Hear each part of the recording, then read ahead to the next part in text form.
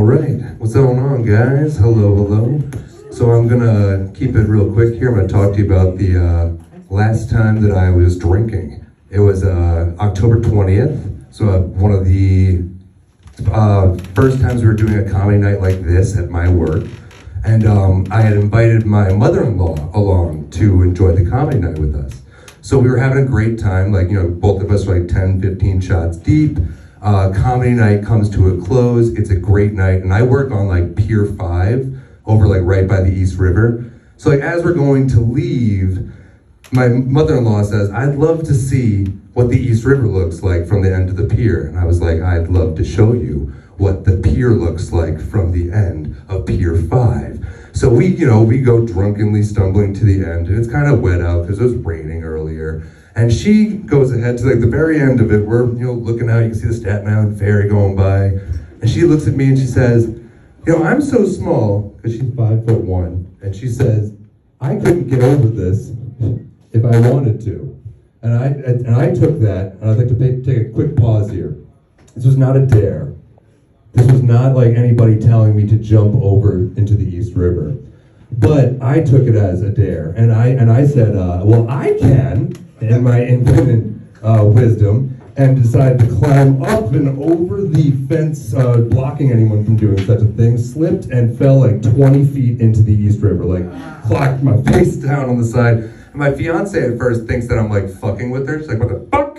Did you jump in the Eastriver? And I'm just like trying to find out where I am. Like, I'm just like floating for a second. It's like, swim to the marina, because we've got a marina that's like adjacent to the dock that I just like fell into. So swim over there, and I've never seen my fiance run, because she doesn't like do stairs or anything. It's like always elevators. She is running up and down a pier, like 0.2 miles, 0.2 miles, 0.2 miles, 0.2 miles, like making record time right now, just finding anybody, because it's midnight, and I'm like hanging on to the end of a marina, just like 4 feet till like the edge of the dock over here, and I'm very drunk. I'm like bleeding from my face at this point, and she finds the security guard that's at the that lives on a boat in our marina.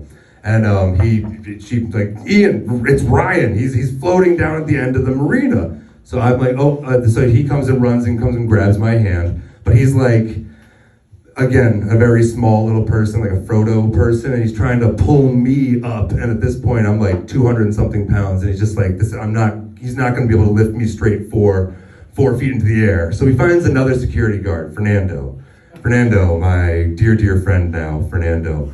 This older Jamaican man. He's like the sweetest man in the whole world, but he can't find his own shadow if he tried to. Like a very, very challenged man with difficult things. Big words don't work really well for Fernando. But Fernando tries to come and help me too. He's like, I can't get a grip of him. He's too slippery. Like I'm like, it's okay, Fernando. Like at least you guys kind of got me.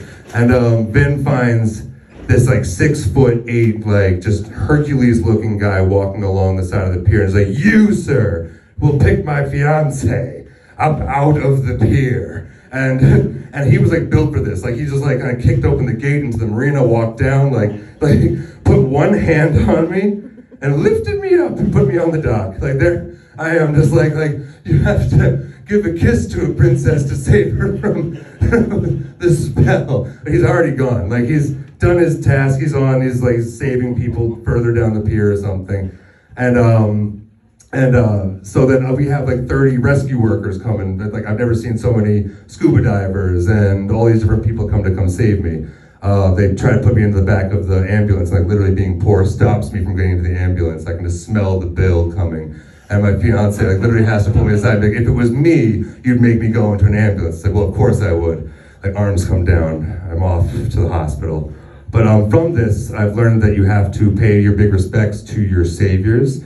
And recently, Fernando started working for us again, and he's the security guard, and he needs to get Zelled money because he doesn't know how to get direct deposit. He doesn't understand any of these sort of things. So he comes to me, and now since he's my savior, I can't get frustrated with him. I have to love the man.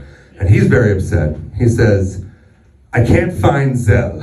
I can't find who she is or where she is. And so it's okay, Fernando.